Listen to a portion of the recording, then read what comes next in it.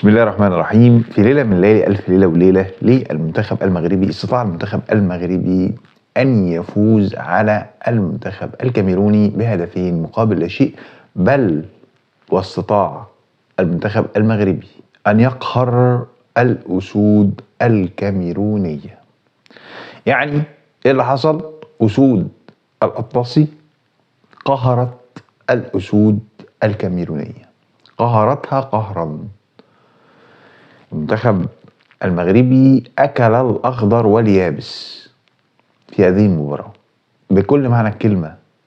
يعني أنا لما بقول لك أن المنتخب المغربي أكل الأخضر واليابس فأنا أقصد ما أقوله، وأعني أن المنتخب المغربي سيطر سيطرة كاملة على المباراة بفضل واحد: تشكيلة قوية فيها عناصر هجومية، فيها لاعبين قادرين على إحداث الفارق مثل إبراهيم دياز وأيوب الكعبي اللي اشتركوا هما الاثنين في الجول الأولاني. الجول الأولاني جه ازاي؟ الكرة اتلعبت بالعرض، ضربة ركنية عادية، طلع أيوب الكعبي لعب الكرة بدماغه. دي من مميزات أيوب الكعبي، إن هو بيطلع في الكرات العرضية بدماغه كويس، تقدر تعتمد عليه. تقدر تعتمد على أيوب الكعبي إن هو يكون مصدر الخطورة الأساسي بالنسبة لك في هذه الكرات. مصدر خطورة رهيب لأيوب الكعبي. أيوب الكعبي طلع في كرة من دي حطها كملها إبراهيم دياز في الجول.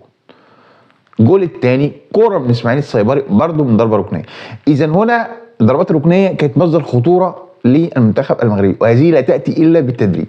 يبقى المنتخب المغربي متدرب على إن الكورنرات كلها، كل الكورنرز، كل الكرات العرضية، أي كورنر بيتلعب هو لازم يكون مصدر للخطورة. مين اللي مدرب على الكلام ده؟ وليد الركراكي. وليد الركراكي النهارده قدر انه يعمل تغييرات ممتازه جدا بنزول امرابط مع يوسف النصيري بدلا من ايوب الكعبي اللي كان استهلك، لعب عليه كتير وتهد جامد. سحب ايوب الكعبي، نزل نصيري ونزل امرابط عشان يسند مع العناوي في خط النص، لان العناوي كان متحمل اللعب على الدايره كله لوحده طول الماتش، تعب. فبالتالي نزل امرابط عشان يساعده. ده كان تغيير موفق جدا، ساهم بشكل كبير جدا في احراز الهدف الثاني اللي هو جه في الدقيقه 75، وانه يسيطر يكمل المنتخب المغربي بس سيطرته على هذه المباراه. في المقابل المنتخب الكاميروني لم يقدم اي شيء. يعني امبيمو ما كانش مصدر الخطوره، بيفقد الكوره كتير، ما كانش اللعيب المزعج يعني. وكذلك كوفاني كان معزول تمام.